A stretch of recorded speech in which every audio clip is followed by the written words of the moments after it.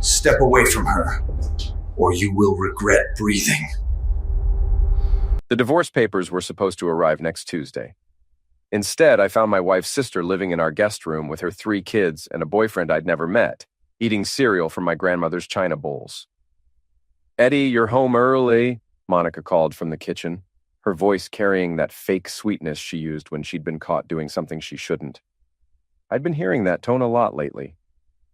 I stood in the doorway of what used to be my home office, now transformed into a makeshift nursery complete with a crib, toys scattered across my Persian rug, and what appeared to be permanent marker artwork on my freshly painted walls. The smell of dirty diapers hung in the air like a toxic cloud. "What the hell is this, Mon?" I kept my voice level, but my hands were already clenching into fists. 20 years in the army had taught me control, but Monica had been testing those limits for months. "Oh, this is my sister Lana and her family. They needed a place to stay for a few weeks. I told you about this." She appeared in the doorway, perfectly made up, despite it being 7 in the morning. Her blonde hair styled like she was heading to a photo shoot instead of her VP job at TechFlow Solutions. "No, Monica, you definitely didn't tell me about this." I gestured toward the chaos. "And who's the guy in my leather recliner watching my 75-inch TV? "That's Derek, Lana's boyfriend. He's between jobs right now." Between jobs, right? The guy looked like he'd been between jobs for about a decade, judging by the beer gut and the way he'd already made himself at home with my remote control. "Eddie." Lana bounced into the room like a hyperactive teenager, though she had to be pushing 35. "So good to finally meet Monica's husband. She's told me so much about you." I'll bet she had. I could imagine those conversations. "My husband's never home. He won't notice a few extra people. He's too stupid to figure out what's really going on." "How long exactly is a few weeks, Lana?" "Oh, you know how it is. Derek's got some big opportunities coming up. We just need to get back on our feet. Kids, come say hi to Uncle Eddie." 3 small tornadoes of destruction came barreling toward me, sticky hands reaching for my work clothes. I stepped back instinctively. The youngest, who couldn't have been more than 2, was carrying what looked like a permanent marker without a cap. "I need to talk to my wife. Alone." Monica's smile faltered for just a second, but she recovered quickly. "Kids, why don't you go watch cartoons with Derek? Uncle Eddie and I need to discuss some boring grown-up stuff." We waited until the chaos had moved back to the living room, where I could hear Derek cranking up the volume on what sounded like a reality show about people fighting over storage units. "Monica, what the actual hell? They're family, Eddie. What was I supposed to do? Let them live on the street?" "You were supposed to ask me. This is my house too, or have you forgotten that?" She crossed her arms, and I recognized the stance. This was Monica preparing for battle. "Your house? I seem to remember my name being on the deed too, and my paycheck contributing to the mortgage." "Your paycheck that comes from the job where you've been working late every single night for the past 3 months?" Her face went pale, just for a second. "Bingo. I've been busy with the Henderson account. You know how important this promotion is to me." "Right. The Henderson account. The one that requires you to come home at 3 in the morning, smelling like expensive cologne that isn't mine." "I don't know what you're implying, but—" "I'm not implying anything, Mon. I'm stating facts. You've been cheating on me, and now you've moved your sister's entire family into our house without asking me. So let me ask you again, what the hell is going on?" The sound of something crashing came from the living room, followed by Derek's voice. "It's cool, it wasn't expensive looking." Monica's jaw tightened. "We'll talk about this later. I'm already late for work." "No, we'll talk about this now." "Eddie, I don't have time for your paranoid fantasies. Some of us have real jobs with real responsibilities." That stung, and she knew it. My home security consulting business had taken a hit during the pandemic, and Monica never let me forget that her corporate salary was keeping us afloat. Paranoid fantasies?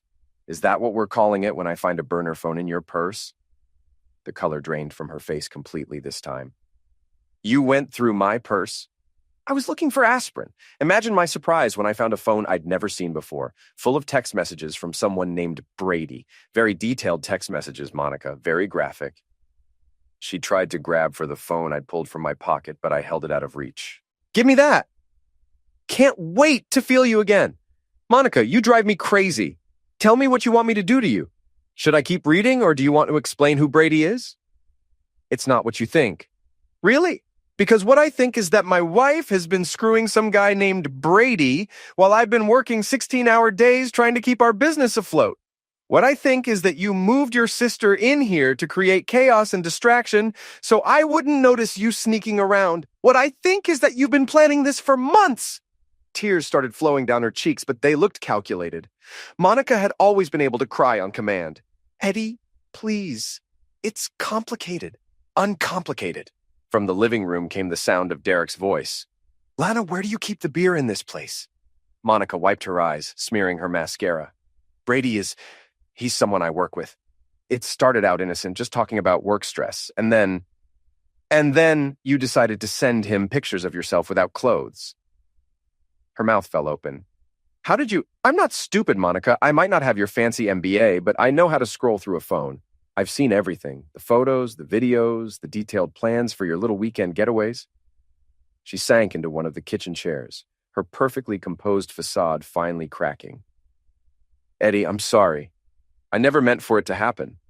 But it did happen. For months.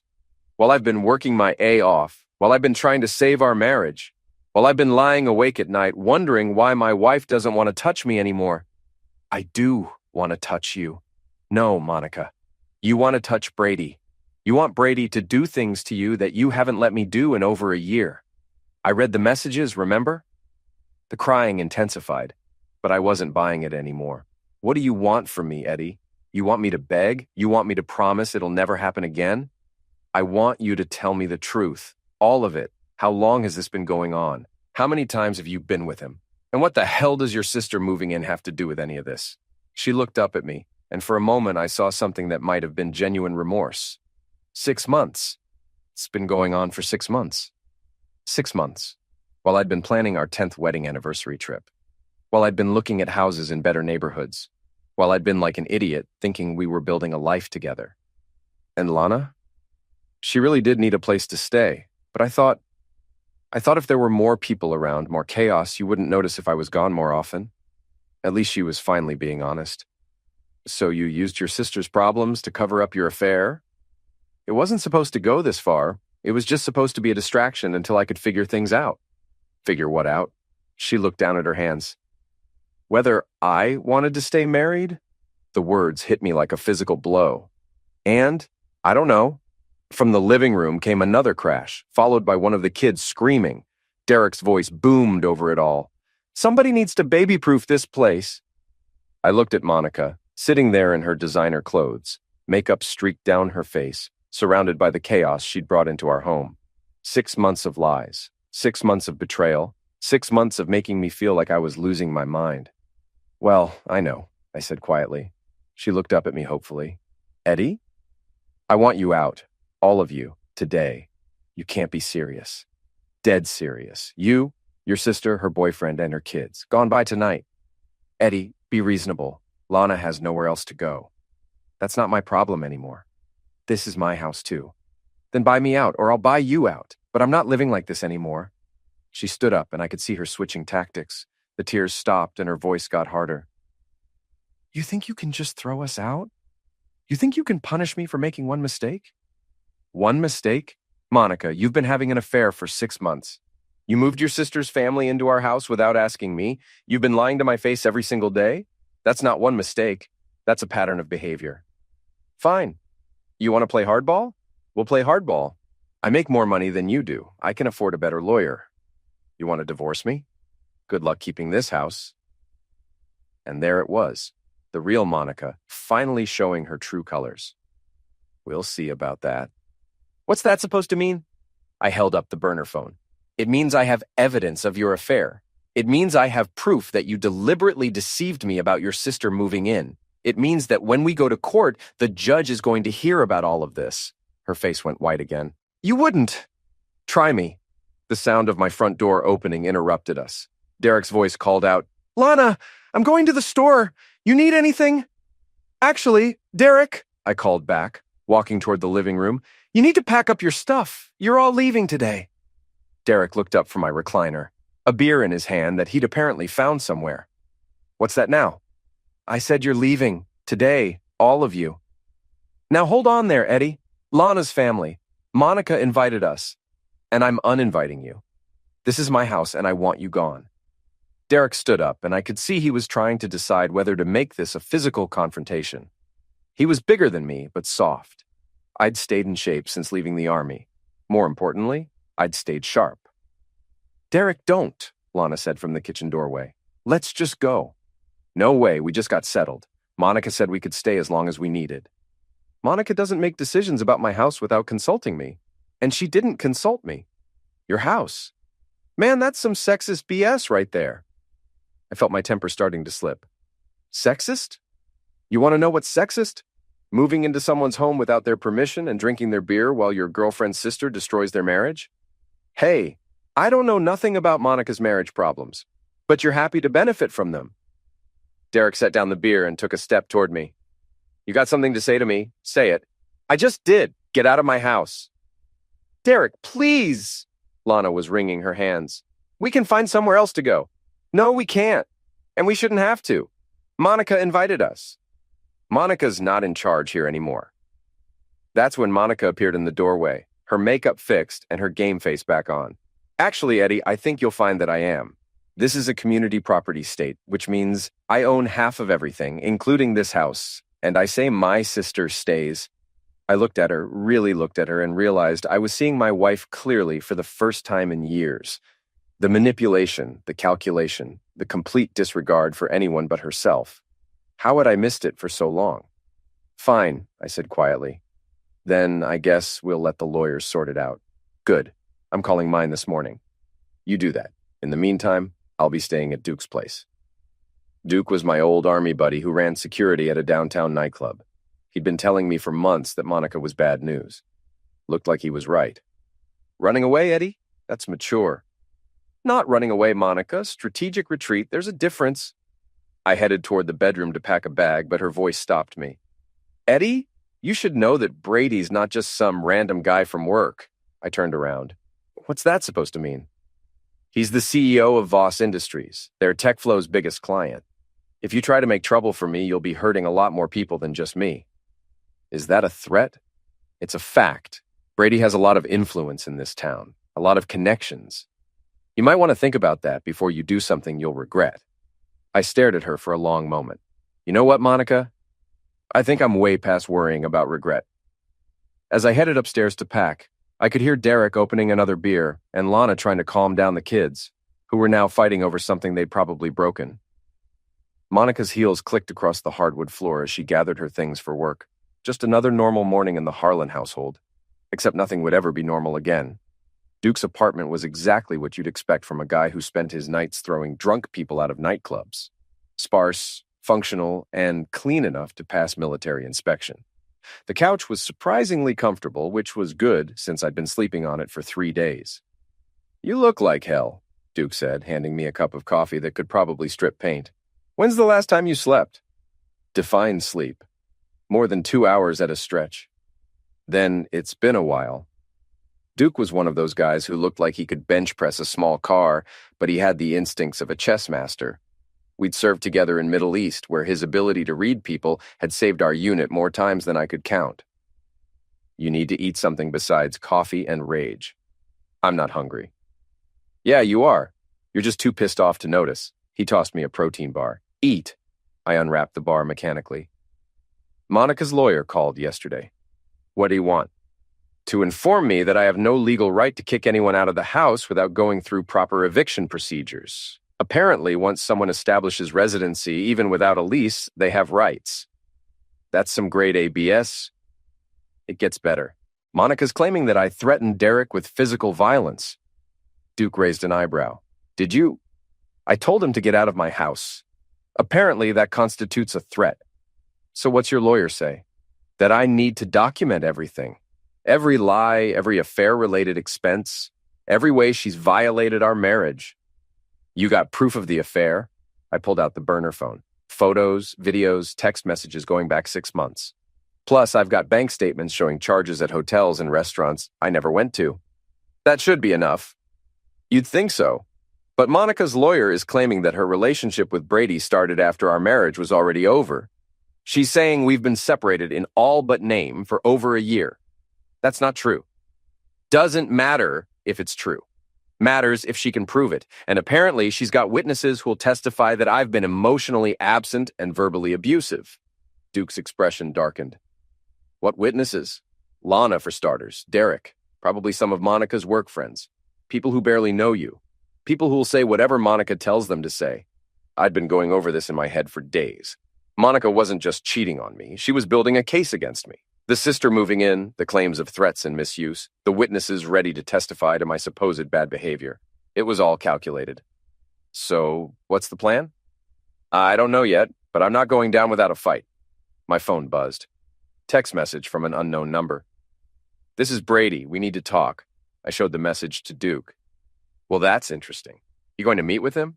Hell yes, I'm going to meet with him. Want backup? Not yet. Let me see what he has to say first. I texted back, when and where. The response came immediately. Tonight, 8 p.m., Murphy's Bar on 5th Street. Murphy's was a dive bar in the warehouse district. Not the kind of place I'd expect a CEO to frequent, but maybe that was the point. You sure about this? Duke asked. No, but I'm doing it anyway. That evening, I arrived at Murphy's 15 minutes early. The place was exactly as advertised. Dark, smoky, and filled with people who minded their own business. I ordered a beer and waited. Brady Voss walked in at exactly 8 o'clock. He was younger than I'd expected, maybe mid-30s, with the kind of artificially perfect appearance that screamed expensive personal trainer and even more expensive grooming. He looked around the bar like he was afraid he might catch something, then spotted me and walked over. Eddie Harlan? That's me. He slid into the booth across from me, declining my offer to buy him a drink. This is awkward. For you, maybe. Look, I want you to know that I never intended for things to go this far with Monica. How far did you intend for them to go? He had the grace to look uncomfortable. It started out innocent, just conversation. Monica was having problems at home, and I was going through my own divorce. So you thought you'd solve your problems together. It wasn't like that. What was it like, Brady? He ran a hand through his perfectly styled hair. Monica's an amazing woman. She's smart, funny, ambitious. She deserves better than what? Than being married to someone who doesn't appreciate her? I felt my temper starting to rise, but I kept my voice level. And you think you know what I do or don't appreciate about my wife? I know she's been unhappy for a long time. Did she tell you that before or after she sent you without clothes pictures? His face flushed. That's not. We never meant for it to become physical. But it did. Yes. How many times? I don't think that's... How many times, Brady? He looked down at his hands. I don't know. 12, maybe more. 12, maybe more. While I'd been working 16-hour days trying to keep our life together. Where? What? Where did you screw my wife? Eddie, I don't think... Hotels? Your place? My house? Never your house. I would never... How considerate of you. We sat in silence for a moment. The bar was getting busier, but our corner booth felt isolated from the rest of the room. What do you want from me? I asked finally. I want you to let her go. Excuse me? Monica wants a divorce. She wants to be with me. Fighting it is just going to make things harder for everyone. I stared at him. You think I'm fighting to keep a cheating wife? Aren't you? No, Brady. I'm fighting to keep my house, my dignity, and my self-respect. Monica can go wherever she wants, but she's not taking everything I've worked for with her. She's entitled to half of everything. She's entitled to half of what we built together. She's not entitled to destroy my life and walk away with a reward for doing it. Brady leaned forward. Look, I know this is hard, but Monica and we're good together. We make each other happy. Isn't that worth something? Sure, it's worth exactly half of whatever assets she's legally entitled to, not a penny more. That's not what I meant. I know what you meant. You meant that your happiness is more important than the fact that you both lied and cheated and manipulated to get it. You meant that I should just roll over and let you have whatever you want because you've decided you deserve it. It's not like that. It's exactly like that. I finished my beer and stood up. Thanks for the talk, Brady. It's been illuminating. Eddie, wait. I turned back. Monica's going to get what she wants either way. You can make this easy or you can make it hard. But the outcome's going to be the same. We'll see about that. I left him sitting in the booth, looking like he'd expected our conversation to go differently. Maybe he thought I'd be grateful for his honesty. Maybe he thought I'd just give up and walk away. He was about to learn how wrong he was. When I got back to Duke's apartment, he was waiting with